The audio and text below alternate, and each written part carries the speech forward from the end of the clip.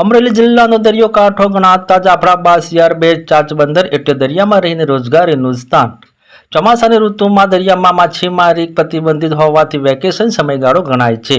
આ સમય દરમિયાન માછીમારો લાખો કરોડ રૂપિયાની ફિશિંગની બોટોની મરામત કામગીરી કરાવતા હોય છે. અમરેલી જિલ્લાનું કોસ્ટલ બેલ્ટ ગણાતું જાફરાબાદનું બંદર.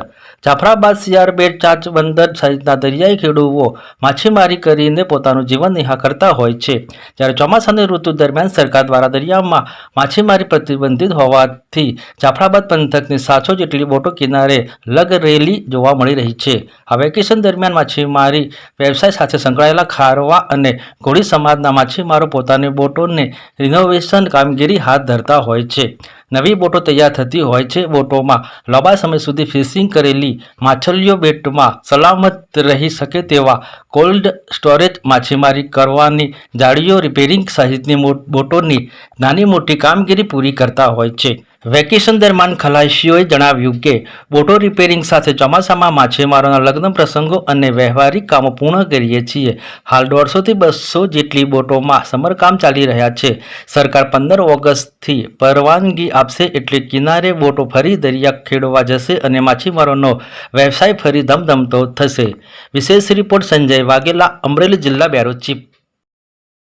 મારું નામ ધવલ સોલંકી છે.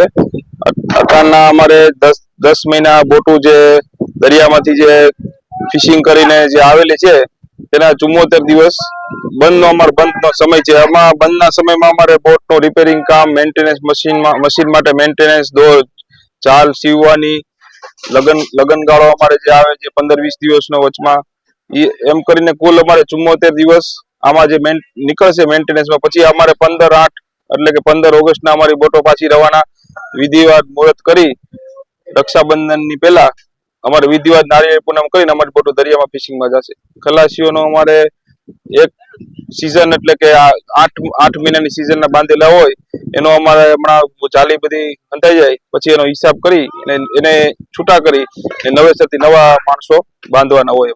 અમારે જાળીમાં જે દરિયામાં જે બધા આજે ભરાઈને તૂટીને ફાટી જતી હોય એનું સીવવાનું કામ ચાલુ હોય. સરકારના નિયમ પ્રમાણે 1 જૂનથી 15 ઓગસ્ટ સુધી માછીમારી માટે બેન્ડ પીરિયડ છે. આ દરમિયાનમાં બોટો ક્રેનથી ઉપર લેવી, જાળો રિપેરિંગ કરવી, બોટોમાં કઈ નાનું મોટું રિપેરિંગ કરવું, એન્જિનમાં રિપેરિંગ હોય, આ બધું વર્ક આ સમય દરમિયાનમાં થાય. અને એ પછી અમારે ચોમાસામાં લગ્ન ગાળો હોય. અમારે માછીમારોને વધારે પડતા ચોમાસામાં જ લગ્ન થાય એટલે આ વ્યવહારિક કામો, લગ્ન પ્રસંગો આ બધું કરવાનું થાય.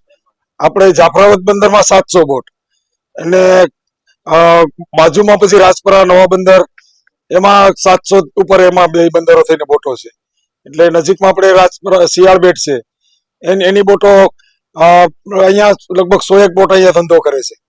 વેકેશનમાં મહત્વના કામમાં રિપેરિંગ, બોટના બધા રિપેરિંગ હોય. કેમ કે 10 મહિના સુધી ધંધો કર્યો હોય તો અત્યારે બોટમાં નાનું મોટું રિપેરિંગ હોય તો રિપેરિંગ માટે કામ કરે. એમાં કલર કામ છે, પછી જાળો નવી બનાવવી, જૂની જાળો રિપેર કરવી. આપ જોઈ રહ્યા છો કે અત્યારે આ માણસો ખલાસીઓ છે એ જાળ રિપેર